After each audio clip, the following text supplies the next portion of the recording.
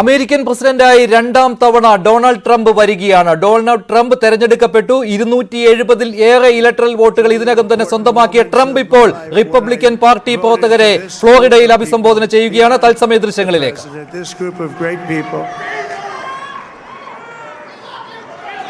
America has given us an unprecedented and powerful mandate. We have taken back control of the Senate. Wow, that's good. And the Senate races in Montana, Nevada, Texas, Ohio, Michigan, Wisconsin, the great Commonwealth of Pennsylvania, were all won by the MAGA movement. They helped so much. And in those cases, every one of them, we worked with the senators. They were tough races. And I mean, the number of victories in the Senate was absolutely incredible. And we did tele-rallies. We did tele-rallies with each one of them. And sometimes we did 2 or 3 and it was amazing to look at all of those victories. Nobody expected that. Nobody. So I just wanted to thank you very much for that. And you have some great senators and some great new senators. And it also looks like we'll be keeping control of the House of Representatives.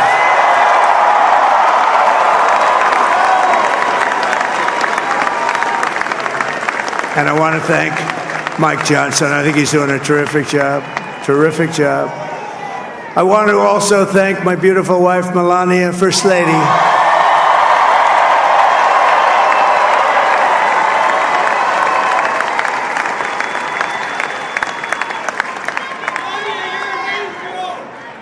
Who has the #1 best-selling book in the country. Can you believe that?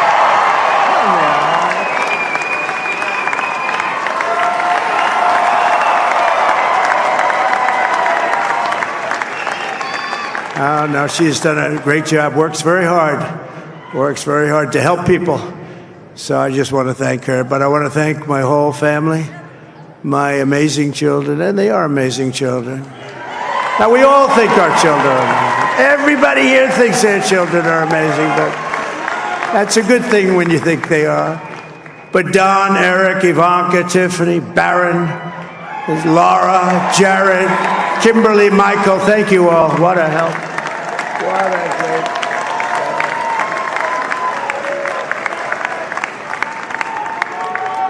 My father-in-law, Victor, is tremendous, and we miss very much Melania's mother, Amalia. We miss Amalia, don't we, huh?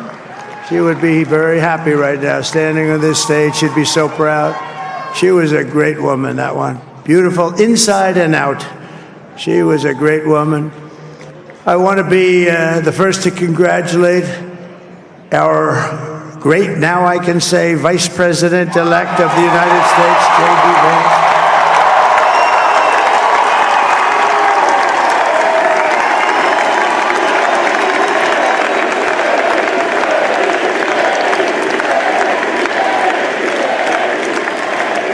And his absolutely remarkable and beautiful wife, Usha Vance.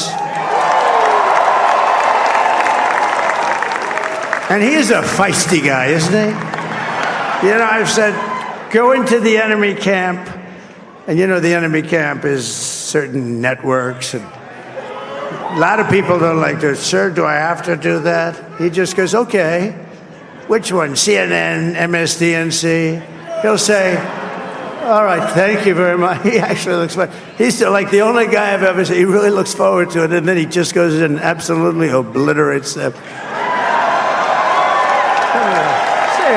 Say a couple of words.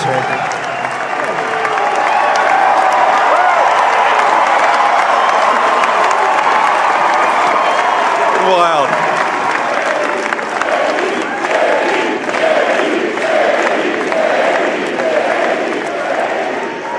Well, Mr. President, I appreciate you allowing me to join you on this incredible journey. I thank you for the trust that you placed in me.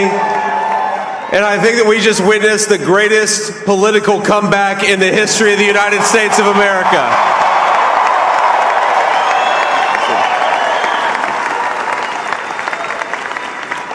And under President Trump's leadership, we're never going to stop fighting for you, for your dreams, for the future of your children. And after the greatest political comeback in American history, we're going to lead the greatest economic comeback in American history under Donald Trump's leadership.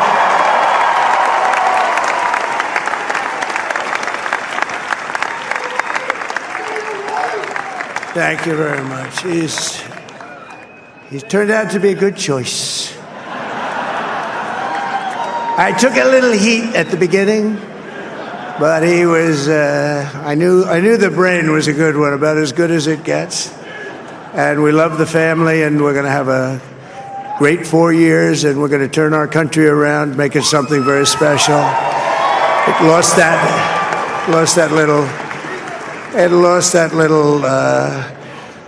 little thing called special. We have to make it so. We're going to make this so great. It's the greatest country, and potentially the greatest country in the world by far. And right now, we're going to just work very hard to get all of that back. We're going to make it the best it's ever been. We can do that. If we had to wait longer, I don't know. It was going bad, and it was going bad fast. We're going to have to seal up those borders, and we're going to have to let people come into our country. We want people to come back in, but we have to let them come back in, but they have to come in legally. They have to come in legally. Let me also express my tremendous appreciation for Susie and Chris, the job you did. Susie, come here. Come here, Susie. Chris, come here, Chris. Susie likes to stay sort of in the back, let me tell you. The Ice Maiden. We call her the Ice Maiden. Come here, Chris. Come here, Chris. Susie likes to stay in the background. She's not in the background. Come here, say something. This wasn't expected, but I just want to thank, obviously, President Trump for this journey. It was a great one, and he's a hell of a candidate, and he's going to be a hell of a great 47th president. And this team that we had, the best team. And രണ്ടാം തവണ American പ്രസിഡന്റായി തെരഞ്ഞെടുക്കപ്പെടുകയാണ്. 270-ലേറെ electoral വോട്ടുകൾ ഇതിനകം Donald Trump സ്വന്തമാക്കിയിട്ടുണ്ട്. ഫലപ്രഖ്യാപനം ഔദ്യോഗികമായിട്ട് വന്നിട്ടില്ല എങ്കിൽ പോലും, വോട്ടെണ്ണൽ കഴിഞ്ഞിട്ടില്ല എങ്കിൽ പോലും ട്രംപ് വിജയിച്ചു എന്നുള്ള അവകാശവാദം ഉന്നയിച്ചു കഴിഞ്ഞു. അങ്ങനെ ഡൊണാൾഡ് ട്രംപ് രണ്ടാം തവണ അമേരിക്കൻ പ്രസിഡന്റായി വരികയാണ്. അതിന്റെ ആഘോഷമാണ് ഇപ്പോൾ ഫ്ലോറിഡയിൽ നടക്കുന്നത്. റിപ്പബ്ലിക്കൻ പാർട്ടി പ്രവർത്തകരെ അഭിസംബോധന ചെയ്യുകയായിരുന്നു ഡൊണാൾഡ് ട്രംപ്. അതിലേക്ക് തിരിച്ചെത്താം. അതിനു മുൻപ് പാലക്കാട്ടെ പാതിരാ നാടകത്തെ തുടർന്ന് ഇപ്പോൾ SP ഓഫീസിലേക്ക് മാർച്ച് നടത്തുകയായിരുന്നു UDFന്റെ പ്രവർത്തകർ. അവിടെ പോലീസുമായി വാക്കേറ്റം നടക്കുകയാണ്. അതിന്റെ തത്സമയ ദൃശ്യങ്ങളാണ് കാണുന്നത്. പാതിരാത്രിയിൽ കോൺഗ്രസ് നേതാക്കളുടെ മുറികളിൽ പോലീസ് റെയ്ഡ് നടത്തിയതിൽ പ്രതിഷേധിച്ചാണ് UDFന്റെ പ്രതിഷേധ മാർച്ച് അല്പം മുമ്പ് തുടങ്ങിയത്. ഇപ്പോൾ അതിന്റെ തത്സമയ ദൃശ്യങ്ങൾ കാണാം. പോലീസുമായി വാക്കേറ്റം, ഉന്തും തള്ളും, സംഘർഷാവസ്ഥയാണ് SP ഓഫീസിന് മുന്നിൽ.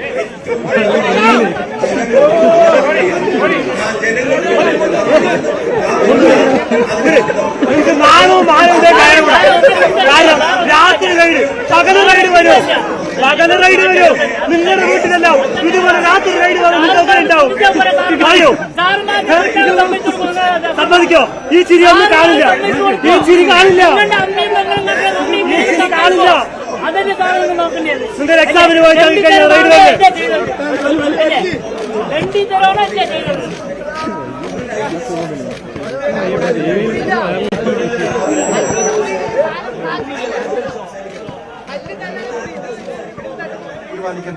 അല്ല, അതൊന്നും നിങ്ങൾക്ക് തീരുമാനിക്കാൻ പറ്റില്ല എന്നൊക്കെയാണ് ഇന്നലെ DYSP മാന്യദേഹം പറഞ്ഞത്. അതുകൊണ്ട് ഒരു കാര്യം അദ്ദേഹത്തോട് പറയുന്നു, അദ്ദേഹത്തിന്റെ ഔദാര്യത്തിന് വണങ്ങി വിധേയനായി നിന്നിട്ട് പാലക്കാട്ടെ കാര്യങ്ങൾ ഇടപെടാൻ തൽക്കാലം ഞങ്ങൾ ആരും ഉദ്ദേശിക്കുന്നില്ല. അധികാരത്തിന്റെ അഹന്തയ്ക്ക് പാലക്കാട് മറുപടി നൽകും. നിങ്ങളെ കൊണ്ട് മറുപടി പറയിപ്പിക്കും. നിങ്ങൾ ഇന്നലെ ചെയ്ത എല്ലാ വൃത്തികേടിനും എണ്ണി ഞങ്ങൾ ജനങ്ങളുടെ മുമ്പിൽ മറുപടി പറയിപ്പിക്കും. നിയമപരമായും രാഷ്ട്രീയമായും ഞങ്ങൾ അതിനെ മുന്നോട്ട് കൊണ്ടുപോകും. രാഹുൽ ഇവിടെ സൂചിപ്പിച്ചതുപോലെ ASP പറഞ്ഞു, ഇൻഫർമേഷൻ ഇല്ല. ASP പറഞ്ഞു പരാതിയില്ല. അന്നേരം അവിടെ വന്നതിൽ ഏറ്റവും പ്രധാനപ്പെട്ട ഉയർന്ന ഉദ്യോഗസ്ഥ പരാതിയില്ല, ഇൻഫർമേഷൻ ഇല്ല, റെഗുലർ ചെക്കപ്പ് ആണ്.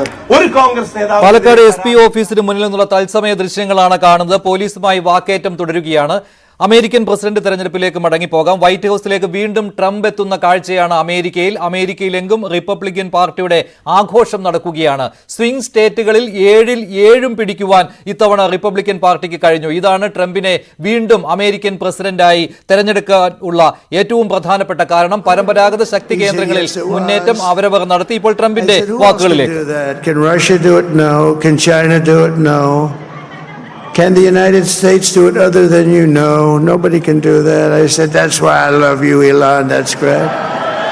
And you know, when we had the tragic Hurricane Helene, and it hit North Carolina, they were really devastated, the water. This was a big water, as big as we've ever seen, water hurricane. It built lakes out of nothing. Fields became lakes, and the danger was unbelievable. And the people from North Carolina came to me and they said, would it be possible, at all possible, for you to speak to Elon Musk? We need Starlink. I said, what's Starlink? It's a form of communication. So I called Elon, and I'll tell you what, he had, and it was very dangerous. People would die. They had no communication. All the wires were down. I called Elon Musk. I said, Elon, you have something called Starlink. Is that right? Yes, I do. What the hell is it? He said, it's a communication system that's very good. I said, Elon, they need it really, really badly in North Carolina. Can you get it? He had that there so fast. It was incredible. And it was great. It saved a lot of lives. He saved a lot of lives. But he's a character. He's a special guy. He's a super genius. We have to protect our geniuses. We don't have that many of them. We have to protect our super geniuses. I want to thank some of the guys. You know, we have up here today the U.S. Open champion. He's a fantastic golfer, slightly longer than me. Hits the ball a little bit longer than me, just a little bit. Bryson DeChambeau is up here someplace. What happened to Bryson? Where is he? Bryson. Oh, he was shot. He's hitting balls. Oh, he's on the way. He's hitting balls. Bryson. Oh, look at him.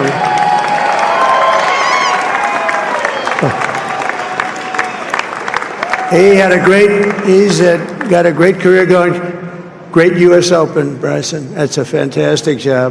And we also have a man, Dana White, who has done some job. He's a tough guy.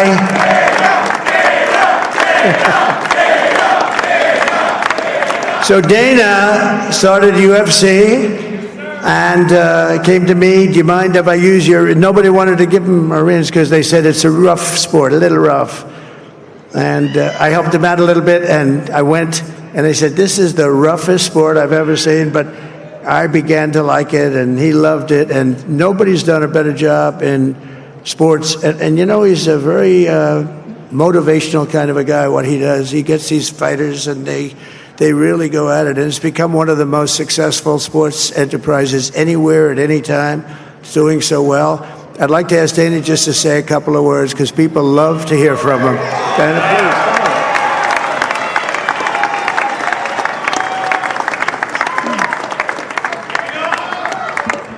Nobody deserves this more than him, and nobody deserves this more than his family does. This is what happens when the machine comes after you. What you've seen over the last several years, this is what it looks like. Couldn't stop him. He keeps going forward. He doesn't quit. He's the most resilient, hard-working man I've ever met in my life. His family are incredible people. This is karma, ladies and gentlemen. He deserves this. They deserve it as a family. I want to thank some people real quick. I want to thank the Nelk boys, Aiden Ross, Theo Vaughn, busting with the boys, and last but not least, the mighty and powerful Joe Rogan. And thank you, America. Thank you. Have a good night.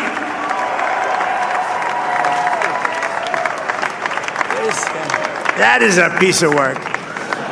No, he's really an amazing guy. But most of all, I want to thank the millions of hardworking Americans across the nation who have always been the heart and soul of this really great movement.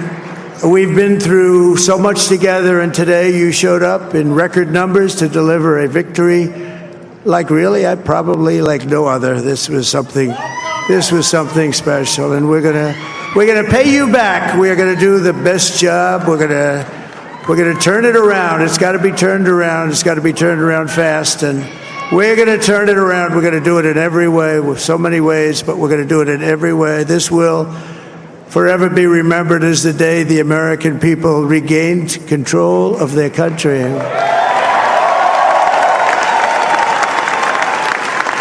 So I just want to say that on behalf of this great group of people, these are hard-working people, these are fantastic people, and we can add a few names like Robert F. Kennedy Jr. He came in, and he's going to help make America healthy again.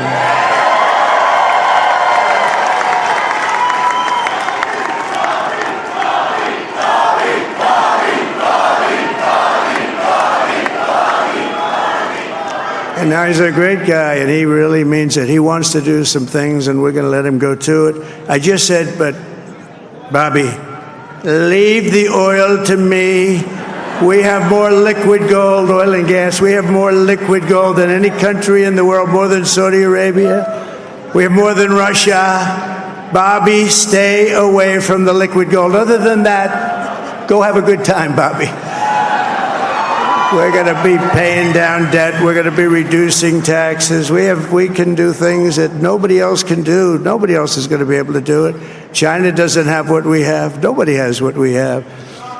But we have the greatest people also. Maybe that's the most important thing. This campaign has been so historic in so many ways. We've built the biggest, the broadest, the most unified coalition.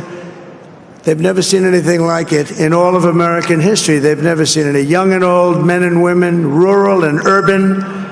And we had them all helping us tonight. When you think, I mean, I was looking at it, I was watching it. They had some great analysis of the people that voted for us. Nobody's ever seen anything like that. They came from all corners, union, non-union, African American, Hispanic American, Asian American, Arab American, Muslim American. We had everybody, and it was beautiful. It was a historic realignment, uniting citizens of all backgrounds around a common core of common sense. You know, we're the party of common sense. We want to have borders. We want to have security. We want to have things be good, safe. We want great education. We want a strong and powerful military, and ideally we don't have to use it. You know, we had no wars. 4 years we had no wars, except we defeated ISIS. We defeated ISIS in record time. But we had no wars. They said, he will start a war. I'm not going to start a war. I'm going to stop wars. But this is also a massive victory for democracy and for freedom. Together, we're going to unlock America's glorious destiny. We're going to achieve the most incredible future for our people. Yesterday, as I stood at my last stop on the campaign trail, I'll never be doing a rally again. Can you believe it? I think we've done 900 rallies approximately from them. Can you imagine?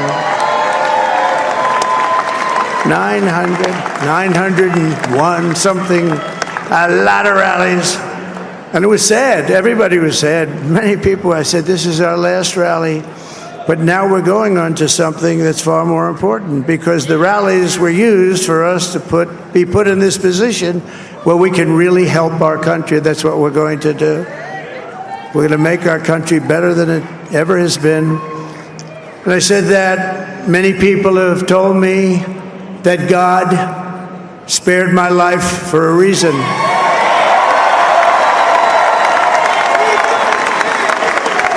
And that reason was to save our country and to restore America to greatness. And now we are going to fulfill that mission together. We're going to fulfill that mission. The task before us will not be easy, but I will bring every ounce of energy, spirit, and fight that I have in my soul to the job that you've entrusted to me. This is a great job. There's no job like this. This is the most important job in the world. Just as I did in my first term, we had a great first term, a great first term. I will govern by a simple motto: promises made, promises kept. We're going to keep our promises.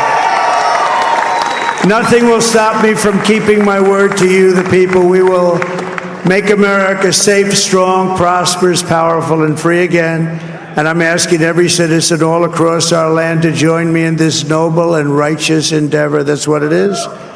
It's time to put the divisions of the past 4 years behind us. It's time to unite. And we're going to try. We have to try. And it's going to happen. Success will bring us together. I've seen that. I saw that in the first term. When we became more and more successful, people started coming together. Success is going to bring us together, and we are going to start by all putting America first. We have to put our country first for at least a period of time. We have to fix it. Because together we can truly make America great again for all Americans. So I want to just tell you what a great honor this is. I want to thank you. I will not let you down. America's future will be bigger, better, bolder, richer, safer, and stronger than it has ever been before. God bless you, and God bless America. Thank you very much. Thank you.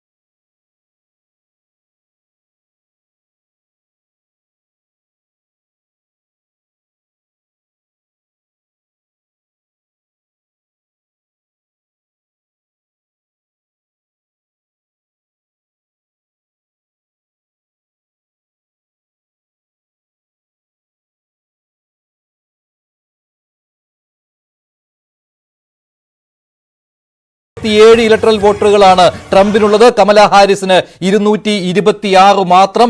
എന്തായാലും ഇപ്പോഴത്തെ നിലയിൽ വോട്ടെണ്ണൽ തുടരുന്ന ഇതേ trend തുടരുകയാണെങ്കിൽ 300-ലധികം electoral വോട്ടുകൾ നേടുവാൻ ട്രംപിന് കഴിയുമെന്ന് കരുതാം. കൂടുതൽ വിവരങ്ങൾ നൽകാൻ KP അഭിലാഷ് ചേരുകയാണ് ന്യൂസ് ഡെസ്കിൽ നിന്ന്. അഭിലാഷ്, 2016-ൽ എങ്ങനെയാണോ ട്രംപ് അധികാരത്തിലെത്തിയത്, ഏതാണ്ട് അതിന്റെ ആവർത്തനം തന്നെയല്ലേ ഇപ്പോൾ 2024-ലും കാണുന്നത്? വോട്ടെണ്ണലിലെ പുരോഗതി വെച്ച് നോക്കുമ്പോൾ 306-നും 310-നും ഇടയ്ക്കൊക്കെ അത്രയും ഇലക്ട്രൽ വോട്ടുകൾ നേടി അധികാരത്തിലെത്തുവാനുള്ള അവസരമല്ലേ ഇപ്പോൾ ട്രംപിന് ഉണ്ടായിരിക്കുന്നത്? മഞ്ജുഷ, 2016-ലെ വിജയത്തോട് ഒന്നുകൂടി നമുക്ക് ചേർത്ത് വെക്കേണ്ടതുണ്ട്. 2016-ൽ അമേരിക്കയുടെ പ്രസിഡന്റായി ഡൊണാൾഡ് ട്രംപ് തെരഞ്ഞെടുക്കപ്പെടുമ്പോൾ അവിടെ ജനകീയ വോട്ടുകൾ ഡൊണാൾഡ് ട്രംപിന് കുറവായിരുന്നു. 20 ലക്ഷത്തോളം വോട്ടുകൾ ആണ് എതിരാളിയിൽ നിന്ന് കുറവ് നേരിട്ടത് എങ്കിൽ ഇത്തവണ അമേരിക്കയുടെ പ്രസിഡന്റായി ഡൊണാൾഡ് ട്രംപ് ചരിത്രത്തിലേക്ക് നടന്നു കയറുന്നത് സമസ്ത മേഖലകളിലും ആധിപത്യം പുലർത്തിക്കൊണ്ടാണ്. അതായത് ഇപ്പോഴത്തെ വോട്ടെണ്ണലിന്റെ ഏറ്റവും ഒടുവിലത്തെ കണക്കുകൾ അനുസരിച്ച് ജനകീയ വോട്ടുകളിൽ 51.2% വോട്ടുകൾ ആണ് ഡൊണാൾഡ് ട്രംപിന് ഇത്തവണ നേടാൻ സാധിച്ചത്. അതായത് കഴിഞ്ഞ തവണത്തേതിൽ നിന്നും ഒപ്പം പ്രസിഡന്റായി തെരഞ്ഞെടുക്കപ്പെട്ടതിൽ നിന്നുമൊക്കെ വ്യത്യസ്തമായി ജനകീയ വോട്ടുകളുടെ പോപ്പുലർ വോട്ടുകളുടെ കൂടി പിന്തുണയോടുകൂടിയാണ് അമേരിക്കയുടെ പ്രസിഡന്റായി വീണ്ടും ഡൊണാൾഡ് ട്രംപ് തെരഞ്ഞെടുക്കപ്പെട്ടിട്ടുള്ളത്. എതിരാളിയായ കമല ഹാരിസിനാകട്ടെ 47.4% വോട്ടുകൾ ആണ് ജനകീയ വോട്ടുകളായി ലഭിക്കുന്നത്. അതോടൊപ്പം ട്രംപ് ഇത്തവണ അധികാരത്തിലേക്ക് ഏറാൻ പോകുന്നത് സെനറ്റിലും പ്രതിനിധി സഭയിലും വലിയ മുന്നേറ്റങ്ങൾ നടത്തിക്കൊണ്ടാണ് എന്നതും എടുത്തു പറയേണ്ടതാണ്. സെനറ്റിൽ കമലയുടെ ഡെമോക്രാറ്റിക് പാർട്ടിക്ക് 42 അംഗങ്ങളെയാണ് വിജയിപ്പിച്ചെടുക്കാൻ സാധിച്ചത് എങ്കിൽ അവിടെ റിപ്പബ്ലിക്കൻ പാർട്ടി 51 അംഗബലവുമായാണ് എത്തുന്നത്. മറ്റൊന്ന് ഹൗസിലെ, അതായത് പ്രതിനിധി സഭയിലെ അംഗബലം എന്നത് ഡെമോക്രാറ്റുകളെ സംബന്ധിച്ചിടത്തോളം 170 ആണ് എങ്കിൽ 191 എന്ന അംഗബലവുമായാണ് ട്രംപ് എത്തുന്നത്. ഗവർണർമാരുടെ പട്ടിക പരിശോധിക്കുമ്പോൾ ഡെമോക്രാറ്റുകൾക്ക് 23, ഡൊണാൾഡ് ട്രംപിന്റെ റിപ്പബ്ലിക്കൻ പാർട്ടിക്ക് 27. അങ്ങനെ അമേരിക്കയുടെ അടുത്ത പ്രസിഡന്റായി ഡൊണാൾഡ് ട്രംപ് ചുമതലയേൽക്കുമ്പോൾ ഒരു ഭരണതലത്തിലെ സർവാധിപത്യത്തിലേക്കാണ് ഡൊണാൾഡ് ട്രംപ് പോകുന്നത്. അതുകൊണ്ട് തന്നെയാകാം അദ്ദേഹം അല്പസമയം മുമ്പ് ഫ്ലോറിഡയിൽ നടന്ന വാച്ച് പാർട്ടിയിൽ അദ്ദേഹം ഇത് സുവർണ്ണ കാലഘട്ടത്തിലേക്കുള്ള അമേരിക്കയുടെ തിരിച്ചുവരവാണ് എന്ന് വ്യക്തമാക്കുന്നത്. മറ്റൊരു കാര്യം കൂടി, കമല ഹാരിസ് തോൽവിയാണ് എങ്കിൽ പോലും പാർട്ടി അണികളെ അഭിസംബോധന ചെയ്യുമെന്ന് നേരത്തെ പറഞ്ഞിരുന്നു. പക്ഷേ ഇപ്പോൾ ഏറ്റവും ഒടുവിൽ വരുന്ന റിപ്പോർട്ടുകൾ വെച്ച് നോക്കുമ്പോൾ കമല ഹാരിസ് ഇപ്പോൾ സംസാരിക്കുന്നില്ല എന്നാണല്ലോ. സ്ഥിരീകരിച്ചതാണോ ഈ റിപ്പോർട്ട്? അതെ മഞ്ജുഷ, അതായത് ഇപ്പോൾ അമേരിക്കയെ സംബന്ധിച്ചിടത്തോളം നമുക്കറിയാം അവരുടെ ഒരു ദിനം അവസാനിക്കുകയാണ്. അവർ അർദ്ധരാത്രിയിലേക്ക് കടക്കുന്ന ഒരു സമയമാണ്. അതുകൊണ്ട് തന്നെ ഇന്നത്തെ രാത്രിയിൽ സാധാരണ നമുക്കറിയാം ഈ നമ്മുടെ രാജ്യത്തേതുപോലെയല്ല, തെരഞ്ഞെടുപ്പിന്റെ ഔദ്യോഗികമായ പ്രഖ്യാപനം വരണമെങ്കിൽ ഇനിയും സമയമെടുക്കും. ജനുവരി 6-ാം തീയതിയാണ് ഇതുമായി ബന്ധപ്പെട്ട ഒരു ഭരണമാറ്റം, അടുത്ത പ്രസിഡൻഷ്യൽ തെരഞ്ഞെടുപ്പ് ഔദ്യോഗികമായി നടക്കുക എങ്കിൽ പോലും സാധാരണ ഈ വാച്ച് പാർട്ടിയിലാണ് രാഷ്ട്രീയ പാർട്ടികൾ അവരുടെ ജയവും തോൽവിയും ഒക്കെ പ്രഖ്യാപിക്കാറുള്ളത്. പരാജയപ്പെടുന്ന പാർട്ടിയും അവരുടെ ക്യാമ്പുകളിൽപ്പെട്ട പ്രവർത്തകരെ അഭിസംബോധന ചെയ്യുകയും ഈ പ്രവർത്തനങ്ങൾക്ക് നന്ദി പറയുകയും ഒക്കെ ചെയ്യുന്ന ഒരു സാഹചര്യം ഉണ്ട്. പക്ഷേ ഇന്ന് കമല ഹാരിസ് ഈ രാത്രിയിൽ എന്തായാലും ഡെമോക്രാറ്റിക് ക്യാമ്പിനെ അഭിസംബോധന ചെയ്യില്ല എന്നുള്ളതാണ് ഏറ്റവും പുതിയ വിവരങ്ങൾ. ഒരു കാര്യം കൂടി ഉള്ളത്, ഇതിപ്പോൾ ഇഞ്ചോടിഞ്ച് പോരാട്ടമായിരുന്നു എങ്കിൽ ഇതിൽ എതിർപ്പുകൾ ഉന്നയിക്കുവാനുള്ള അവസരമുണ്ടായിരുന്നു. സംസ്ഥാനങ്ങൾക്ക് തീരുമാനമെടുക്കുമ്പോൾ അവർക്ക് എതിർപ്പുമായി വരാമായിരുന്നു. അങ്ങനെ ഒരു അവസ്ഥ ഇത്തവണ ഉണ്ടോ? ഇനി നെവാഡയിൽ മാത്രം ശനിയാഴ്ച വരെ തപാൽ വോട്ടുകൾ ഉണ്ട്. പക്ഷേ അതല്ലാതെ മറ്റ് സംസ്ഥാനങ്ങൾ എവിടെ നിന്നെങ്കിലും ഒരു ഒബ്ജക്ഷൻ വരുവാനുള്ള സാധ്യതയുണ്ടോ? പലയിടങ്ങളിലും വെച്ച് നോക്കുമ്പോൾ 4-5% അധികം വോട്ടുകളുടെ വ്യത്യാസം ഓരോരുത്തരും കാണുന്നുണ്ട്. അപ്പോൾ പിന്നെ അങ്ങനെ ഒരു തർക്കത്തിനുള്ള അവസരം ഇത്തവണ ഉണ്ടോ? മഞ്ജുഷ, അത് ഒരു പക്ഷേ ഈ തെരഞ്ഞെടുപ്പിന് ശേഷം രസകരമാകാൻ പോകുന്ന ഒന്നായിരിക്കും. മഞ്ജുഷ സൂചിപ്പിച്ചതുപോലെ തന്നെ നമുക്കറിയാം ഈ കഴിഞ്ഞ തെരഞ്ഞെടുപ്പിൽ ഫലം പുറത്തു വന്നപ്പോൾ പോലും ആ ഫലത്തെ അംഗീകരിക്കാത്ത ആൾ ആയിരുന്നു ഡൊണാൾഡ് ട്രംപ്. നിരവധിയായ പരാതികൾ ഉന്നയിക്കപ്പെട്ടിരുന്നു. തെരഞ്ഞെടുപ്പ് അട്ടിമറിക്കുന്നു എന്നത് അടക്കമുള്ള ആക്ഷേപങ്ങൾ ഉണ്ടായിരുന്നു. യഥാർത്ഥത്തിൽ കൗതുകകരമാകാൻ പോകുന്നത് ഈ തെരഞ്ഞെടുപ്പിലും, അതായത് വോട്ടെണ്ണൽ ആരംഭിക്കുന്നതിന് തൊട്ടു മുമ്പ് തന്നെ ഏതാണ്ട് 100-ലധികം പരാതികൾ ഇതിനോടകം തന്നെ ഉയർന്നു വന്നിട്ടുണ്ട്. പക്ഷേ അതൊന്നും ഡെമോക്രാറ്റിക് ക്യാമ്പുകളിൽ നിന്നുള്ള പരാതികളല്ല, മറിച്ച് ഇതേ ട്രംപിന്റെ തന്നെ റിപ്പബ്ലിക്കൻ പാർട്ടി ക്യാമ്പുകളിൽ നിന്നുള്ള പരാതിയാണ്. അത് എടുത്തു പറയേണ്ടത് നമുക്കറിയാം, ഇപ്പോൾ നമ്മുടെ രാജ്യത്തേതുപോലെ ഒരു തെരഞ്ഞെടുപ്പ് കമ്മീഷന്റെ സംവിധാനമല്ല വോട്ടെടുപ്പ് പ്രക്രിയ നടത്തുന്നത്. ഓരോ സംസ്ഥാനങ്ങളിലും അവിടുത്തെ സംസ്ഥാനങ്ങളുടെ ചുമതലയും നേതൃത്വത്തിലുമൊക്കെയാണ് ഈ വോട്ടെടുപ്പ് നടക്കുന്നത്. മഞ്ജുഷ സൂചിപ്പിച്ചതുപോലെ തന്നെ നവാദയിൽ തപാൽ വോട്ടുകൾ പോലും ഏറ്റവും ഒടുവിൽ രേഖപ്പെടുത്തുവാനുള്ള അവസരം നൽകിയിട്ടുണ്ട്. അതുകൊണ്ട് ആ ഫലമടക്കമൊക്കെ പുറത്തു വരാൻ സമയമെടുക്കും. അതുകൊണ്ട് തന്നെ ആരോപണങ്ങളും അട്ടിമറി ശ്രമങ്ങളും ഉൾപ്പെടെയുള്ള കാര്യങ്ങളിൽ ഇനിയും വ്യക്തത കൈവരേണ്ടതുണ്ട്. നിലവിൽ ഏറ്റവും അധികം പരാതികൾ, ആക്ഷേപങ്ങൾ ഉന്നയിക്കപ്പെട്ടിട്ടുള്ളത് ഇതേ റിപ്പബ്ലിക്കൻ ക്യാമ്പിൽ നിന്ന്, അതായത് ഇപ്പോൾ വിജയിച്ചു നിൽക്കുന്ന റിപ്പബ്ലിക്കൻ ക്യാമ്പിൽ നിന്ന് തന്നെയാണ്. ഇതുവരെ നമുക്ക് റെക്കോർഡിക്കലി ലഭിച്ചിട്ടുള്ളത് 100ഓളം പരാതികൾ തന്നെയാണ്. എന്തായാലും ഒരു കാര്യം എടുത്തു പറയേണ്ടതുണ്ട് മഞ്ജുഷ, ഈ തെരഞ്ഞെടുപ്പിന്റെ ഫലപ്രഖ്യാപനത്തിന് മുമ്പ് അല്ലെങ്കിൽ വോട്ടെണ്ണൽ സമയത്തൊക്കെ അതീവ സുരക്ഷാ സംവിധാനമായിരുന്നു അമേരിക്കയിൽ ഒരുക്കിയിരുന്നത്. പ്രത്യേകിച്ച് പ്രധാനപ്പെട്ട വോട്ടിംഗ് കേന്ദ്രങ്ങളിൽ മുള്ളുവേലികൾ അടക്കം തീർത്തിട്ടുണ്ടായിരുന്നു. അതോടൊപ്പം തന്നെ ഈ ബുള്ളറ്റ് പ്രൂഫ് ഗ്ലാസുകൾ ഉൾപ്പെടെ ആയിരുന്നു സുരക്ഷാ സംവിധാനത്തിന്റെ ഭാഗമായി ഏർപ്പെടുത്തിയിരുന്നത്. മറ്റൊരു വലിയ ഭീതി ഉണ്ടായിരുന്നത് ഡിജിറ്റൽ കലാപങ്ങൾ ഉണ്ടാകുമോ എന്നുള്ളതാണ്. അതായത് റഷ്യയുടേതുൾപ്പെടെയുള്ള ഇടപെടലുകൾ ഉണ്ടായെന്നും തെറ്റായ വാർത്തകൾ പുറത്തു വരുമെന്നും അത് കലാപ സമാനമായ ഒരു സാഹചര്യം അമേരിക്കയിൽ സൃഷ്ടിക്കുമെന്നും ഒക്കെയുള്ള റിപ്പോർട്ടുകൾ ഉണ്ടായിരുന്നു. പക്ഷേ അമേരിക്കയിൽ ഈ അർദ്ധരാത്രിയിലേക്ക് എത്തുമ്പോൾ പോലും അങ്ങനെയുള്ള സംഭവങ്ങൾ, അനിഷ്ട സംഭവങ്ങൾ ഒന്നും തന്നെ എന്തായാലും ഡൊണാൾഡ് ട്രംപ് 2016 തെരഞ്ഞെടുക്കപ്പെട്ട അതേ നിലയിൽ തന്നെ 2024 അമേരിക്കൻ പ്രസിഡന്റ് ആവുകയാണ്. ഒരു വ്യത്യാസം, 2016 ജനകീയ വോട്ടുകളിൽ ഹിലരി ക്ലിന്റൺ ആയിരുന്നു മുന്നിൽ. പക്ഷേ ഇത്തവണ ഡൊണാൾഡ് ട്രംപ് തന്നെ ഇലക്ട്രൽ വോട്ടുകളിലും ജനകീയ വോട്ടുകളിലും മുന്നേറിക്കൊണ്ടാണ് അമേരിക്കയുടെ പ്രസിഡന്റായി തെരഞ്ഞെടുക്കപ്പെടുന്നത്. കാർത്തിക് കൂടി ചേരുകയാണ് ന്യൂസ് ഡെസ്കിൽ നിന്ന്. കാർത്തിക്, ഒരു കാര്യം, എല്ലാ അമേരിക്കൻ പ്രസിഡന്റ് തെരഞ്ഞെടുപ്പുകളിലും വിധി നിർണ്ണയിക്കുന്നത് സമീപകാലത്തായിട്ട് 7 സ്വിംഗ് സ്റ്റേറ്റുകൾ അഥവാ ചാഞ്ചാട്ട സംസ്ഥാനങ്ങളാണല്ലോ. ഇത്തവണ 7-7 പെൻസിൽവാനിയയും നോർത്ത് കരോലിനയും വിസ്കോൺസിലും നെവാഡയും മിഷിഗണും അരിസോണയും എല്ലാം നേടുവാനായിട്ട് 7 സ്റ്റേറ്റുകളും നേടുവാനായിട്ട് ട്രംപിന് കഴിഞ്ഞുവല്ലോ. 7ലും വ്യക്തമായ ലീഡായിരുന്നുവോ ട്രംപിന് കിട്ടിയിരിക്കുന്നത്? എവിടെയെങ്കിലും ഒരു തർക്കം വരുവാനുള്ള സാധ്യത കാണുന്നുണ്ടോ ഇപ്പോൾ? 7 സംസ്ഥാനങ്ങളിലും വ്യക്തമായ ആധിപത്യത്തോടെയാണ് സ്വിംഗ് സ്റ്റേറ്റുകളിൽ റിപ്പബ്ലിക്കൻ പാർട്ടി മുന്നേറ്റം നടത്തിയിരിക്കുന്നത് എന്നത് തന്നെയാണ് ഈ തെരഞ്ഞെടുപ്പിനെ ഏറ്റവും ശ്രദ്ധേയമാക്കുന്നത്. കഴിഞ്ഞ 2 മാസ കാലയളവിൽ സർവേകളിൽ ഏറ്റവും അധികം ചൂണ്ടിക്കാട്ടിയത് ഈ 7 സംസ്ഥാനങ്ങളിലെ 93 ഇലക്ട്രൽ കോളേജ് വോട്ടുകൾ അതെങ്ങോട്ട് പോകും, അത് നിർണ്ണയിക്കും അമേരിക്കയുടെ അടുത്ത പ്രസിഡന്റിനെ എന്നാണ്. പക്ഷേ ഇന്ന് വോട്ടെണ്ണി തുടങ്ങി ആദ്യഘട്ടം മുതൽ തന്നെ ഇതുവരെയും ഏതാണ്ട് 98% വോട്ടുകൾ പലയിടത്തും എണ്ണിക്കഴിഞ്ഞിരിക്കുന്നു. 2 സംസ്ഥാനങ്ങളിൽ ഇതിനോടകം തന്നെ വിജയിയായി ട്രംപിനെ പ്രഖ്യാപിച്ചു കഴിഞ്ഞു. നോർത്ത് കരോലിനയിലും അതോടൊപ്പം തന്നെ ജോർജിയയിലുമാണ് ട്രംപിനെ വളരെ നേരത്തെ തന്നെ വിജയിയായി പ്രഖ്യാപിച്ചത്. ഇത്തരത്തിൽ ആദ്യഘട്ടം മുതൽ തന്നെ വ്യക്തമായ ആധിപത്യം. നമ്മൾ 2020 കണക്കുകൾ കൂടി പരിശോധിക്കുകയാണെങ്കിൽ ഈ നോർത്ത് കരോലിനയിലും അതോടൊപ്പം തന്നെ ജോർജിയയിലും ആ ഘട്ടത്തിലും ട്രംപിന് മുന്നേറ്റം നടത്താൻ കഴിഞ്ഞിരുന്നു. 0.0 വോട്ടുകളുടെ വ്യത്യാസത്തിന് മാത്രമാണ് അവിടെ നഷ്ടമായത്. ജോർജിയയെ സംബന്ധിച്ച് പറയുമ്പോൾ ഏറ്റവും കൂടുതൽ ആഫ്രിക്കൻ അമേരിക്കൻസ് ഉള്ള സ്ഥലമാണ്. ജമൈക്കൻ വേരുകളുള്ള കമലയ്ക്ക് അവിടെ ഏതെങ്കിലും തരത്തിലുള്ള സ്വാധീനം ചെലുത്താൻ കഴിയും എന്ന് വിശ്വസിച്ചിരുന്നു. പക്ഷേ അവിടെയൊന്നും തന്നെ ഡെമോക്രാറ്റിക് പാർട്ടിക്ക് ഒരു മുന്നേറ്റം ഉണ്ടാക്കാൻ സാധിച്ചില്ല എന്നതാണ് ഏറ്റവും എടുത്തു പറയേണ്ട ഒന്ന്. ഏറ്റവും ഒടുവിലാണ് നവാദയിലെ വോട്ടുകൾ എണ്ണിത്തുടങ്ങിയത്. നവാദയിലെ വോട്ടുകൾ എണ്ണിത്തുടങ്ങി ആദ്യ മണിക്കൂറുകളിൽ തന്നെ വ്യക്തമായ ആധിപത്യം ട്രംപ് നേടി.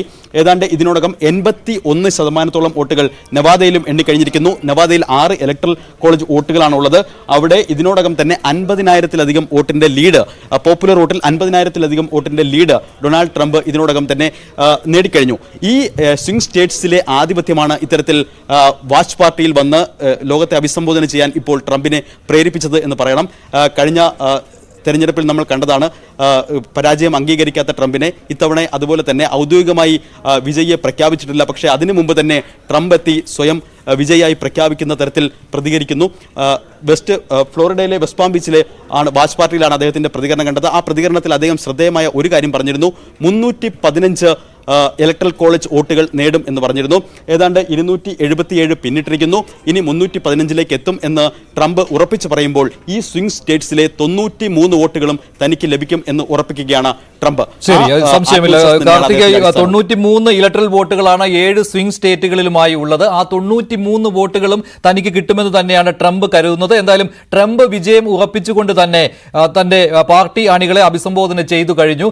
അവരവർക്ക് സ്വാധീനമുള്ള സംസ്ഥാനങ്ങളിൽ ഡെമോക്രാറ്റുകളും റിപ്പബ്ലിക്കൻ പാർട്ടിയും കഴിഞ്ഞ തവണത്തെ പോലെ തന്നെയുള്ള ആധിപത്യം ഉറപ്പിക്കുകയായിരുന്നു. പക്ഷേ ചാഞ്ചാട്ട സംസ്ഥാനങ്ങളിൽ ഡെമോക്രാറ്റുകളെ പിന്തള്ളിക്കൊണ്ട് റിപ്പബ്ലിക്കൻ പാർട്ടി മുന്നേറി. അങ്ങനെ ട്രംപിന് ഈ 7 ചാഞ്ചാട്ട സംസ്ഥാനങ്ങളിലുമായി കിടക്കുന്ന 93 ഇലക്ട്രൽ വോട്ടുകളും ഉറപ്പിക്കാൻ കഴിഞ്ഞുവെന്നത് ഈ വിജയത്തിന് പ്രധാന ഘടകമായി മാറുകയാണ്. കഴിഞ്ഞ തവണ 306 ഇലക്ട്രൽ വോട്ടുകൾ നേടിയായിരുന്നു ജോ ബൈഡൻ അധികാരത്തിലെത്തിയത്. ഇത്തവണ ഡെമോക്രാറ്റ് പാർട്ടിയെ അധികാരത്തിൽ നിന്ന് മാറ്റിക്കൊണ്ട് റിപ്പബ്ലിക്കൻ പാർട്ടി അമേരിക്കയിൽ വീണ്ടും അധികാരത്തിലേക്ക് എത്തുകയാണ്. 2016 ട്രംപിന്റെ വിജയം 2014 ആവർത്തിക്കുകയാണ്.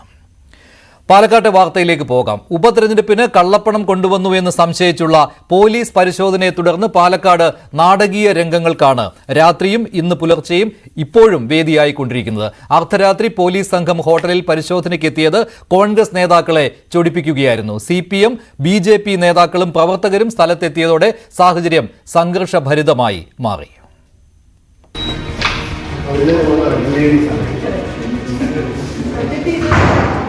രാത്രി 11:25 കൂടിയാണ് സംഭവങ്ങളുടെ തുടക്കം. നോർത്ത് പോലീസ് സ്റ്റേഷനിൽ നിന്ന് CIയുടെ നേതൃത്വത്തിലുള്ള ഉദ്യോഗസ്ഥ സംഘം ഉപതെരഞ്ഞെടുപ്പ് പ്രചാരണത്തിനെത്തിയ നേതാക്കൾ താമസിക്കുന്ന പാലക്കാട്ടെ KPM ഹോട്ടലിൽ എത്തി.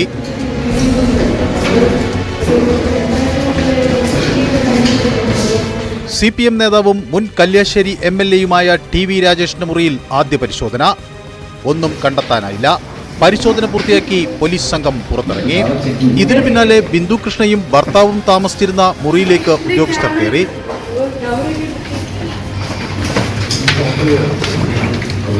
കോൺഗ്രസ് നേതാവ് ഷാനിമോൾ ഉസ്മാന്റെ മുറിയിലേക്കും പോലീസ് സംഘമെത്തി. ഉദ്യോഗസ്ഥരിൽ ചിലർ മഫ്റ്റിയിലായിരുന്നതിനാൽ ഷാനിമോൾ ഭയന്ന് മുറിയിൽ നിന്ന് പുറത്തേക്കിറങ്ങി. വനിതാ പോലീസ് ഇല്ലാതെ പരിശോധന സാധ്യമല്ലെന്ന് നേതാക്കൾ വ്യക്തമാക്കി. എന്റെ കയ്യിൽ കിട്ടാതെ ഈ റൂമിൽ പോയി നടക്കാൻ നിവൃത്തിയില്ല. എന്തായാലും ഉറപ്പാണെന്ന് നമ്മൾ നിൽക്കുകയാണ്. ഇതൊന്നും ശരിയായ ഒരു നിലപാടല്ല. ഞാൻ മറ്റു കാര്യങ്ങളൊന്നുമല്ല പറഞ്ഞത്. ഒരു സ്ത്രീ എന്നുള്ള നിലയിൽ ഞാനിവിടെ ഒറ്റയ്ക്ക് താമസിക്കുന്ന റൂമിനകത്തെ സംഭവമാണിത്.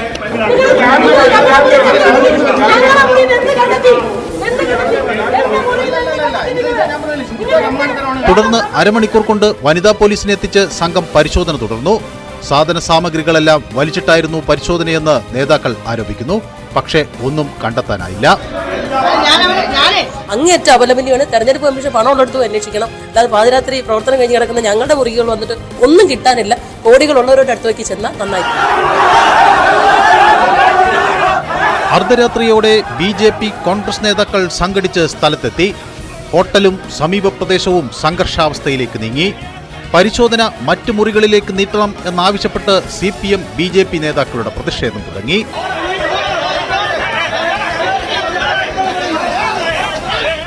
കൂടുതൽ തെളിവുകൾ ലഭിക്കേണ്ടതുണ്ട്. കാരണം ഇവിടുന്ന് CCTV ഉൾപ്പെടെ പരിശോധിച്ചാൽ അത്തരം ചില തെളിവുകൾ ലഭ്യമാകുന്ന സാഹചര്യം തന്നെയാണ് നിലവിലുള്ളത്. അല്ല, ഇവിടെ എല്ലാവരും ഉണ്ടായിരുന്നു. ഇവിടുത്തെ ഹോട്ടലിലെ CCTV പരിശോധിച്ചാൽ കൃത്യമായിട്ടുള്ള എല്ലാ വിവരങ്ങളും കിട്ടുന്നതാണ്.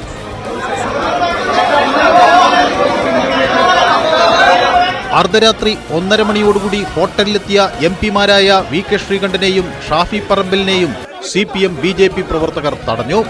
അങ്ങനെ നാടകീയ രംഗങ്ങളുടെ പരമ്പര തുടർന്നു.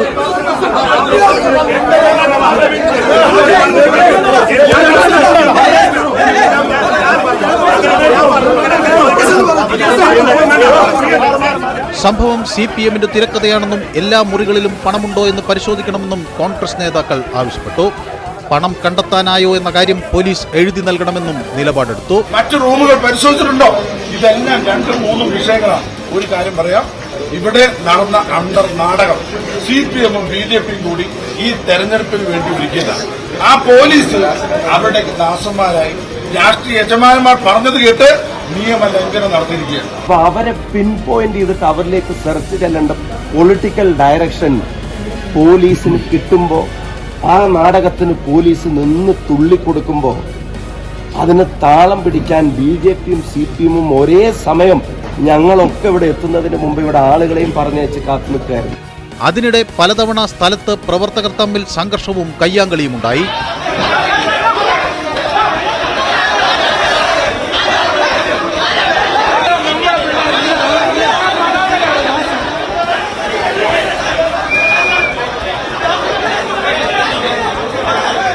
പുലർച്ചെ 2:40 പരിശോധനയിൽ ഒന്നും കണ്ടെത്താനായില്ലെന്ന് ബിന്ദു കൃഷ്ണയ്ക്ക് പോലീസ് എഴുതി നൽകി. നമ്മൾ റുട്ടീൻ ചെക്കായിട്ട് നടത്തുന്ന പരിശോധന തന്നെയാണ്. ഈ ഹോട്ടൽ മാത്രമല്ല, പല ലോഡ്ജസും കഴിഞ്ഞ ആഴ്ചകളിലും നമ്മുടെ എല്ലാ സ്റ്റേഷൻ ലിമിറ്റിലും നടക്കുന്നു. തടസ്സമൊന്നും ഉണ്ടായിരുന്നില്ലെന്നാണ് അവർ പറഞ്ഞത്. അവർ കോഓപ്പറേറ്റ് ചെയ്തത്. ഇനി നമ്മുടെ പ്രോസസ്സ് കഴിഞ്ഞു. പോലീസിന്റെ പരിശോധന അവസാനിച്ചത് പുലർച്ചെ 3:30യോടെയാണ്. അതുവരെ സ്ഥലത്ത് സംഘർഷാവസ്ഥ നിലനിന്നു.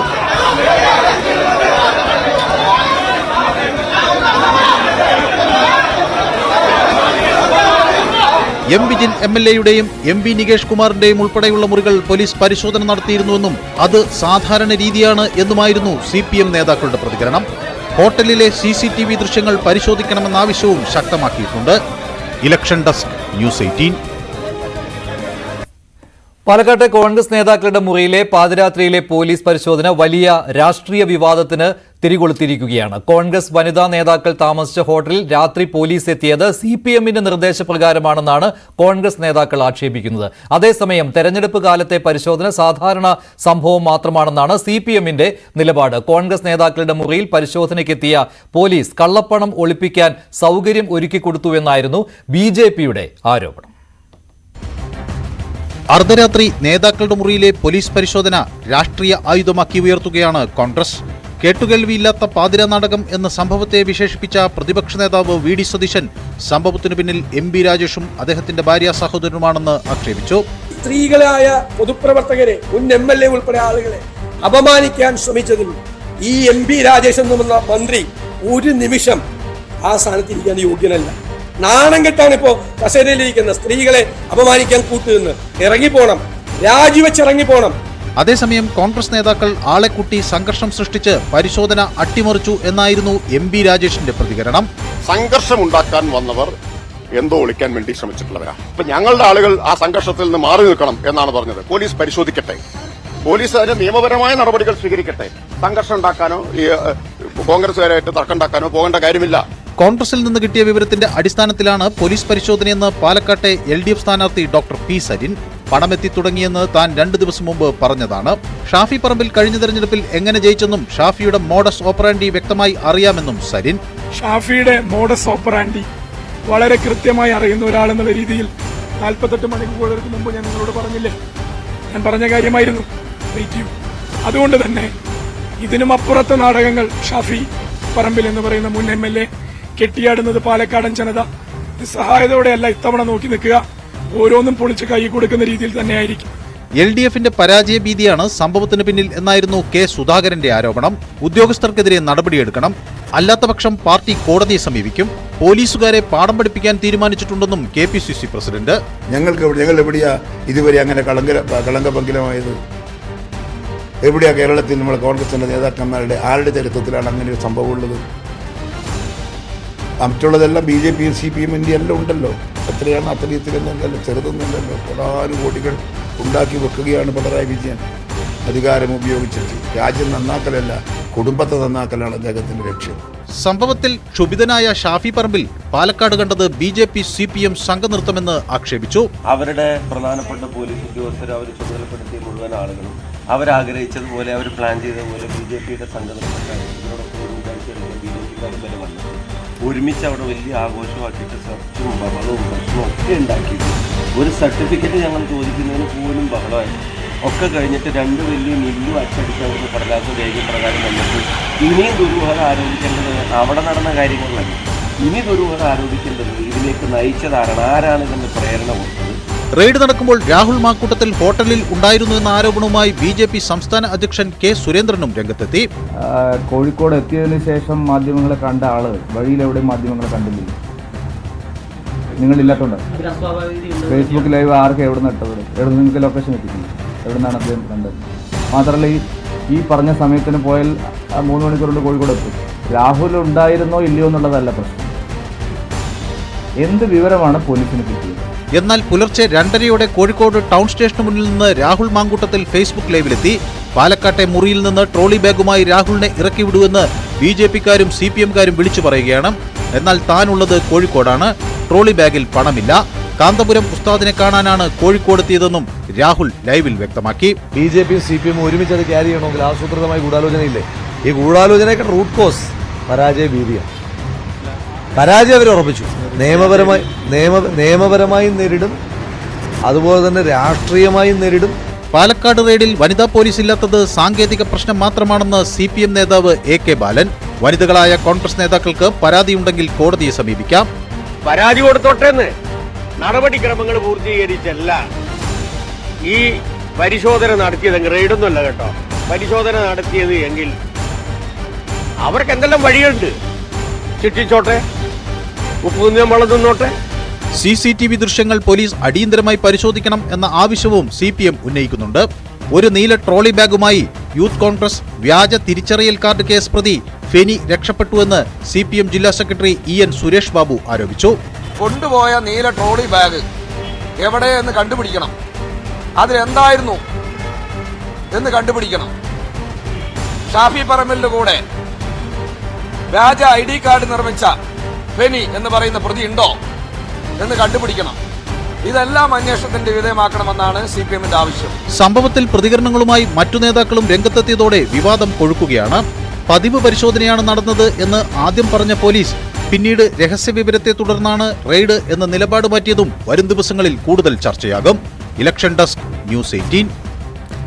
പാതിരാത്രി വനിതാ നേതാക്കൾ ഉൾപ്പെടെയുള്ളവരുടെ ഹോട്ടൽ മുറികളിൽ പോലീസ് നടത്തിയ പരിശോധനയ്ക്കെതിരെ പാലക്കാട് SP ഓഫീസിലേക്ക് UDF നടത്തിയ മാർച്ചിൽ സംഘർഷമുണ്ടായി. SP ഓഫീസിന് മുന്നിൽ സ്ഥാപിച്ച ബാരിക്കേഡ് മറികടക്കാൻ ശ്രമിച്ച പ്രവർത്തകരും പോലീസും തമ്മിൽ വാക്കേറ്റവും ഉന്തും തള്ളുമായിരുന്നു.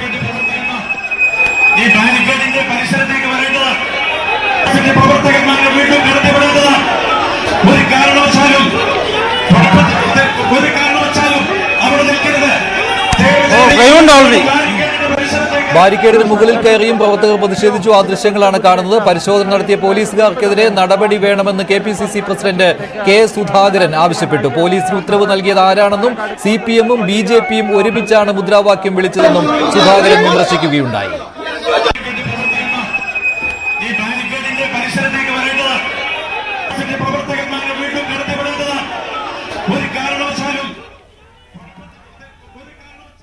പാലക്കാട്ടെ മുൻനിര നേതാക്കളെല്ലാം അണിനിരന്നുകൊണ്ടുള്ള ഒരു മാർച്ചാണ് നടന്നത്. VK Sreekandan MP, Shafi Parambil MV, അങ്ങനെ എല്ലാ നേതാക്കളും ഈ മാർച്ചിൽ അണിനിരന്നു. മാർച്ച് തുടക്കത്തിൽ വലിയ രീതിയിൽ സംഘർഷഭരിതമായിരുന്നില്ല. പക്ഷേ പോലീസിനടുത്തേക്ക് എത്തിയപ്പോൾ നെയിം ബോർഡ് ഇല്ലാത്ത പോലീസുകാരുണ്ട് എന്ന് ചൂണ്ടിക്കാണിച്ചുകൊണ്ട് അവർക്കെതിരെ പ്രതിഷേധിക്കുന്ന കാഴ്ചയാണ് കണ്ടത്. അതേസമയം പോലീസ് പിന്നീട് വിശദീകരിക്കുന്നത് ഒരു പോലീസുകാരന് മാത്രമാണ് നെയിം ബോർഡ് ഇല്ലാതിരുന്നത്, അത് ഈ തിരക്കിനിടയിൽ പൊട്ടിപ്പോയതാണ്, അദ്ദേഹത്തിന്റെ പോക്കറ്റിൽ അത് ഉണ്ടായിരുന്നു എന്നും പോലീസ് പറയുന്നുണ്ട്. എന്തായാലും ആ പോലീസുകാരനെ മാറ്റി നിർത്തുകയും ചെയ്തിരുന്നു.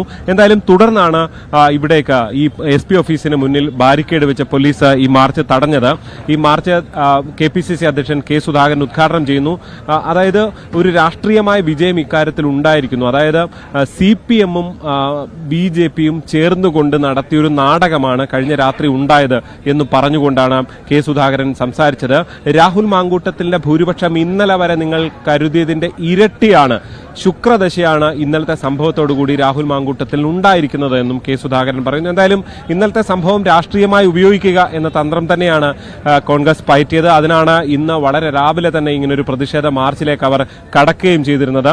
എന്തായാലും പല ഘട്ടത്തിലും മാർച്ച് സംഘർഷത്തിലേക്ക് കടക്കുന്ന ഒരു നിലയിലേക്ക് കാര്യങ്ങൾ എത്തിയിരുന്നു. പക്ഷെ പ്രവർത്തകരെ ഈ നേതാക്കൾ പിന്തിരിപ്പിക്കുകയായിരുന്നു. തെരഞ്ഞെടുപ്പാണ്, അതുകൊണ്ട് തന്നെ തെരഞ്ഞെടുപ്പ് പ്രവർത്തനത്തിന് പോകേണ്ടതുണ്ട്. ഇപ്പോൾ ഒരു സംഘർഷമുണ്ടായാൽ റിമാൻഡ് ഉൾപ്പെടെയുള്ള വന്നു കഴിഞ്ഞാൽ പ്രവർത്തനത്തെ അത് ബാധിക്കുമെന്നും കോൺഗ്രസ് കരുതുന്നു. അതുകൊണ്ട് തന്നെ അത്തരത്തിലൊരു സംഘർഷത്തിലേക്കൊന്നും പോകാതെ സമാധാനപരമായി പിന്നീട് മാർച്ച് പിരിയുകയായിരുന്നു. എന്തായാലും തുടർന്നും പ്രചരണത്തിൽ രാഷ്ട്രീയമായി ഈ വിഷയം ഉപയോഗിക്കാനാണ് അവരുടെ തീരുമാനം. സ്വാഭാവികമായും ഇടതുമുന്നണിയും BJP-യും ഇതിനെ പ്രതിരോധിക്കുകയും ചെയ്യും. എന്തായാലും എത്ര ദിവസം ഈ വിഷയം എന്നറിയില്ല. കാരണം പാലക്കാട് തെരഞ്ഞെടുപ്പിന്റെ ഒരു സ്വഭാവം അതാണ്. ഓരോ ദിവസവും വിഷയങ്ങൾ മാറി മറിഞ്ഞുകൊണ്ടിരിക്കുകയാണ്. പുതിയ പുതിയ വലിയ വലിയ സംഭവവികാസങ്ങൾ വന്നുകൊണ്ടിരിക്കുകയാണ്. അതുകൊണ്ട് തന്നെ എന്തായാലും തൽക്കാലത്തേക്ക് ഈ വിഷയം ജനങ്ങളിലെത്തിക്കാനുള്ള പരമാവധി ശ്രമത്തിലാണ് കോൺഗ്രസും UDF-ഉം എല്ലാം ഉള്ളത്. പാലക്കാട് ഉപതെരഞ്ഞെടുപ്പിൽ പുതിയൊരു വിഷയം കിട്ടിയിരിക്കുകയാണ്. ആ വിഷയം സജീവമാക്കുവാനുള്ള ശ്രമത്തിൽ തന്നെയാണ് UDF. അതേസമയം ഇതിന് തൊട്ടു മുൻപുണ്ടായിരുന്ന വിഷയം BJP നേതൃത്വവുമായുള്ള സന്ദീപ് വാര്യരുടെ ഇടച്ചിൽ, അതിലും മാറ്റമില്ല. നിലപാടിൽ ഇതുവരെ സന്ദീപ് വാര്യർ മാറ്റം വരുത്തിയിട്ടില്ല. പറഞ്ഞ കാര്യങ്ങളിൽ ഉറച്ചു നിൽക്കുന്നതായാണ് സന്ദീപ് വാര്യർ ഇപ്പോഴും പറയുന്നത്. ആരെങ്കിലും ഒരാൾ പോയാൽ പോകട്ടെ എന്ന K. സുരേന്ദ്രന്റെ നിലപാടിനെയും സന്ദീപ് വാര്യർ വിമർശിക്കുകയാണ്. നേതൃത്വത്തിന് ബന്ധപ്പെടാനാണെങ്കിൽ അതിന് രീതികളുണ്ട്. ഫോൺ ചെയ്തു ഉത്തരവിട്ടത് അതേപോലെ അനുസരിക്കാൻ മാനസികാവസ്ഥയിലല്ല ഇപ്പോൾ താനുള്ളതെന്നും സന്ദീപ് വാര്യർ പറഞ്ഞു. കഴിഞ്ഞ ദിവസം നിങ്ങളോട് പറഞ്ഞിട്ടുള്ള കാര്യങ്ങൾ അതെൻ്റെ നിലപാടാണ്.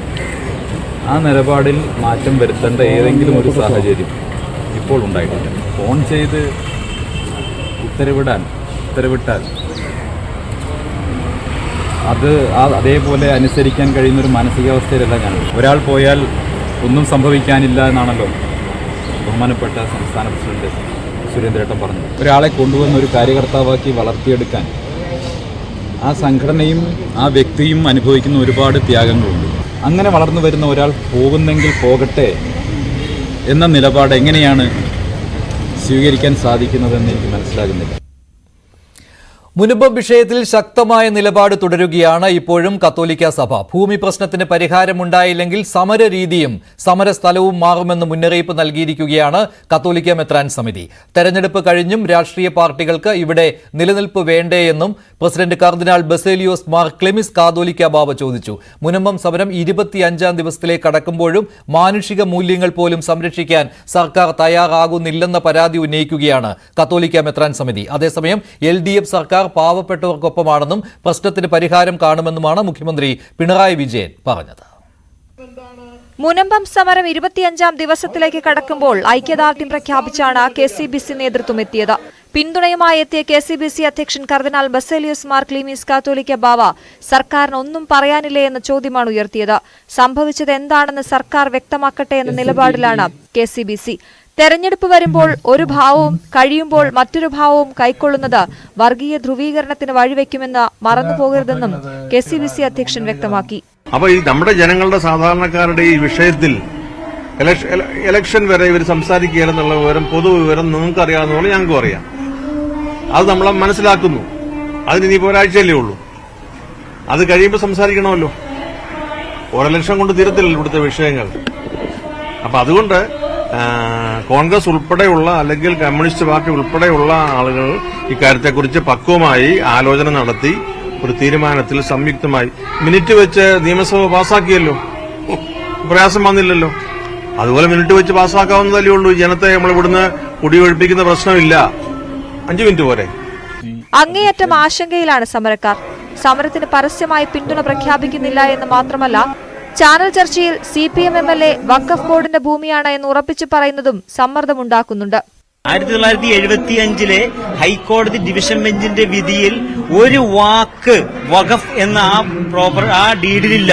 അതിൽ നിറയെ ഗിഫ്റ്റ് ഡീഡ് 1150 സിദ്ദിഖ് സേഠിന്റെ ഗിഫ്റ്റ് ഡീഡ് ഇത് മാത്രമാണ് പറയുന്നത്. എന്തുകൊണ്ടാണ് ഈ അബ്ദുൽ റഹ്മാൻ മന്ത്രിയും ഈ M നൌഷാദ് MLAയും വഖഫ് ബോർഡ് ചെയർമാനും വഖഫ് ബോർഡ് CEOയും കൂടി ചേർന്നിട്ട് ഈ പാവപ്പെട്ട മത്സ്യത്തൊഴിലാളികളെ അവരുടെ സ്വത്തുക്കൾ പിടിച്ചെടുക്കുന്നതിന് വാസ്തവത്തിന് വിരുദ്ധമായ കാര്യങ്ങൾ പ്രചരിപ്പിക്കുന്നത് ചാനലിലൂടെ പ്രചരിപ്പിച്ച് ഞങ്ങളുടെ ഈ പ്രോപ്പർട്ടികൾ പിടിച്ചെടുക്കുന്നതിനുള്ള ഒരു അജണ്ടയുടെ ഭാഗമാണോ? എന്നാൽ വിഷയത്തിൽ സർക്കാർ ഇടപെടുമെന്ന് മുഖ്യമന്ത്രി പിണറായി വിജയൻ വ്യക്തമാക്കി. പാവപ്പെട്ട ജനങ്ങൾക്കൊപ്പമാണ് സർക്കാർ. യോഗം തെരഞ്ഞെടുപ്പിന് ശേഷം നടക്കും. സമരം കൂടുതൽ ശക്തമാകുന്നതിന്റെ ഭാഗമായി കടലിന്റെ മക്കൾ കടലിലേക്ക് എന്ന മുദ്രാവാക്യം ഉയർത്തിപ്പിടിച്ച് വൈകുന്നേരം സമരക്കാർ കടലിലേക്ക് ഇറങ്ങുകയാണ്. അപ്പോൾ ഇത് ഞങ്ങളുടെ ഒരു സൂചനയാണ്. ഞങ്ങളുടെ ഈ സ്ഥലത്തുള്ള ഇത് ബാധിച്ചിരിക്കുന്നതും അല്ലാത്തതുമായ ക്രൈസ്തവരും ഹൈന്ദവരും ഉൾപ്പെടെ മറ്റു മതസ്ഥരിനകത്തില്ല ഉൾപ്പെടെ ഞങ്ങൾ ഇന്ന് കടലിലേക്ക് ഇറങ്ങുകയാണ്. കടലിന്റെ മക്കൾ കടലിലേക്ക് എന്ന് തന്നെയാണ്. അത് അതുപോലെ തന്നെ ആയിരിക്കുമെന്ന് ഇതൊരു പ്രതിഷേധ പ്രകടനമാണ്. ന്യൂസ് 18 കൊച്ചി. മുനമ്പത്ത് സമരം ശക്തമാവുകയാണ്. അതിനിടെയാണ് കത്തോലിക്ക മെത്രാൻ സമിതി മുനമ്പം നിവാസികൾക്ക് പൂർണ്ണ പിന്തുണയുമായി രംഗത്തെത്തിയത്. മറ്റു പ്രധാനപ്പെട്ട വാർത്തയിലേക്ക് നടൻ നിവിൻ പോളിക്ക് ആശ്വാസമായിരിക്കുകയാണ് പോലീസിന്റെ അന്വേഷണ റിപ്പോർട്ട്. ബലാത്സംഗ കേസിൽ നിവിൻ പോളിക്ക് പങ്കില്ല എന്നാണ് പോലീസ് അന്വേഷണ റിപ്പോർട്ട് നൽകിയിരിക്കുന്നത്. കോതമംഗലം മജിസ്ട്രേറ്റ് കോടതിയിലാണ് ഈ റിപ്പോർട്ട് നൽകിയത്. നേരത്തെ ദുബായിൽ വെച്ച് ബലാത്സംഗം ചെയ്തു എന്നായിരുന്നു പരാതി. മുറിയിൽ കെട്ടിയിട്ട് ബലാത്സംഗം ചെയ്തു എന്നായിരുന്നു യുവതി പരാതി നൽകിയത്. എന്നാൽ ഈ കേസിൽ പങ്കില്ല നിവിൻ പോളിക്ക് എന്നാണ് പോലീസ് റിപ്പോർട്ട് നൽകിയിരിക്കുന്നത്. ഡാനി ഇപ്പോൾ ചേരുന്നു വിവരങ്ങളുമായി. ഡാനി, എന്താണ് പോലീസ് റിപ്പോർട്ടിൽ പറയുന്നത്? നിവിൻ പോളി ഈ കേസിൽ 6ാം പ്രതിയായിരുന്നു. മറ്റുള്ളവർക്കെതിരെയും എങ്ങനെയാണ്, ഏത് രീതിയിലുള്ള അന്വേഷണമാണ് നടന്നതെന്നാണ് പോലീസ് പറഞ്ഞത്? മഞ്ജുഷ, ഈ കേസുമായി ബന്ധപ്പെട്ടുകൊണ്ട് പോലീസ് നടത്തിയ ഈ വസ്തുതാപരമായ അന്വേഷണത്തിന് ഒടുവിലാണ് ഇപ്പോൾ റിപ്പോർട്ട് സമർപ്പിച്ചിരിക്കുന്നത്. കോതമംഗലം കോടതിയിലാണ് ഈ റിപ്പോർട്ട് സമർപ്പിച്ചിരിക്കുന്നത്. മജിസ്ട്രേറ്റ് കോടതിയിൽ നൽകിയ റിപ്പോർട്ടിൽ നിവിൻ പോളിക്ക് ക്ലീൻ ചിറ്റ് നൽകിയിരിക്കുകയാണ്. ഇതിൽ പ്രധാനമായ ഒരു കാരണം അതിനായി കണ്ടെത്തിയിരിക്കുന്നത്, ഇതിൽ ഈ യുവതി പറയുന്ന ദിവസങ്ങളുണ്ട്. ആ ദിവസങ്ങളിൽ നിവിൻ കൊച്ചിയിലും കേരളത്തിലെ പല ഇടങ്ങളിലുമായിട്ട് ഷൂട്ടിങ്ങിലായിരുന്നു എന്ന് തന്നെയാണ് കണ്ടെത്തിയിരിക്കുന്നത്. സിനിമാ സംബന്ധിയായ ജോലികളിലായിട്ട് നിവിൻ പോൾ ഇവിടെ ഉണ്ടായിരുന്നു എന്ന് ആധികാരികമായി സ്ഥിരീകരിക്കാനായിട്ട് സാധിച്ചിട്ടുണ്ട്. അതുകൊണ്ട് തന്നെയാണ് ഈ കേസിൽ ഇവർ ആരോപിക്കുന്നത് പോലെ നിവിൻ പോളി ഉൾപ്പെട്ടിട്ടില്ല എന്ന് തന്നെ ചൂണ്ടിക്കാണിച്ചുകൊണ്ട് തന്നെയാണ് ഇപ്പോൾ അന്വേഷണ സംഘം റിപ്പോർട്ട് സമർപ്പിച്ചിരിക്കുന്നത്. ഈ പരാതി ഉയർന്ന സമയത്ത് തന്നെയും നിവിൻ പോളി ആ ദിവസം തന്നെയും മാധ്യമങ്ങൾക്ക് മുന്നിലേക്ക് എത്തിയിരുന്നു. താൻ ഇതുമായി ബന്ധപ്പെട്ട് താൻ ഇതിലൊരു ഭാഗമേ അല്ല, തനിക്കെതിരെ ഉയർന്നത് വ്യാജമായ പരാതിയാണ് എന്നതടക്കമുള്ള കാര്യങ്ങൾ നിവിൻ പോളി ചൂണ്ടിക്കാണിച്ചിരുന്നു. ഇതിന് എന്ത് തെളിവ് നൽകാനും താൻ തയ്യാറാണ് എന്നതടക്കമുള്ള കാര്യങ്ങൾ പറഞ്ഞിരുന്നു. അതിനുശേഷമാണ് നിവിൻ പോളി DGPക്ക് അടക്കം ഇതുമായി ബന്ധപ്പെട്ടുകൊണ്ട് പരാതി സമർപ്പിക്കുകയും ചെയ്തു. ഇതിൽ അന്വേഷണം വേണമെന്ന് നിവിൻ പോളി തന്നെ ആവശ്യപ്പെടുകയും ചെയ്ത സാഹചര്യം ഉണ്ടായിരിക്കുന്നു. ഇപ്പോൾ ഇതുമായി ബന്ധപ്പെട്ടുകൊണ്ടുള്ള അന്വേഷണം പൂർത്തിയാക്കിക്കൊണ്ടാണ് റിപ്പോർട്ട് സമർപ്പിച്ചിരിക്കുന്നത്. ഇതിൽ നിവിൻ പോളിക്ക് ക്ലീൻ ചിറ്റാണ്.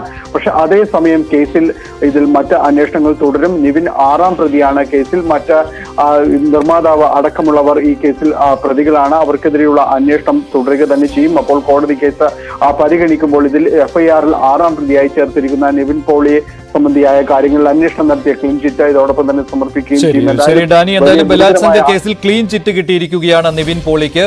പ്രതി അല്ലാതായി മാറിയിരിക്കുകയാണ് നിവിൻ പോളി. നിവിൻ പോളിക്ക് പങ്കില്ല എന്ന് പോലീസ് അന്വേഷണത്തിൽ കണ്ടെത്തി.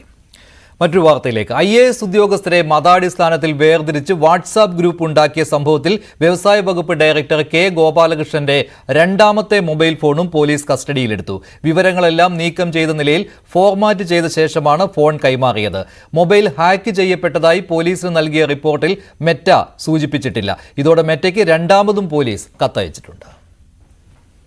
മല്ലു ഹിന്ദു ഓഫീസേഴ്സ് എന്നും മല്ലു മുസ്ലിം ഓഫീസേഴ്സ് എന്നും മതാടിസ്ഥാനത്തിൽ വാട്സപ്പ് ഗ്രൂപ്പുകൾ ഉണ്ടാക്കിയത് തന്റെ മൊബൈൽ ഫോൺ ഹാക്ക് ചെയ്താണെന്ന ഗോപാലകൃഷ്ണന്റെ വാദത്തിൽ ദുരൂഹതയേറുകയാണ്.